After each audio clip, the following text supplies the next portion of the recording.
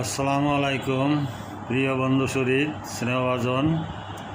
আপনাদের মনে থাকার কথা 2012 সালে রানা প্লাজা ধ্বংস বাংলাদেশের একটা হৃদয় বিদারক কাহিনী, তারপর হলমার্ক কেলেঙ্কারি, এইটা নিয়ে মন্ত্রী, আমলা, ব্যাংক কর্মকর্তা, বিভিন্ন লোকের নানান রকম প্রতিক্রিয়া দেখা দিল।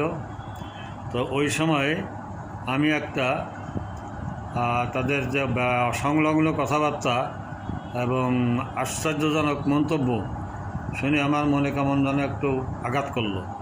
তখন একটা ছড়া কবিতা লিখছিলাম, তুইও হতি চোর শিরোনামে। তো এই কবিতাটা ধারাবাহিকভাবে কয়েকটা পর্বে আপনাদের শোনানো হবে। আশা করি আপনারা মনোযোগ দিয়ে শুনবেন এবং আপনাদের মতামত জানাবেন। ধন্যবাদ সবাইকে।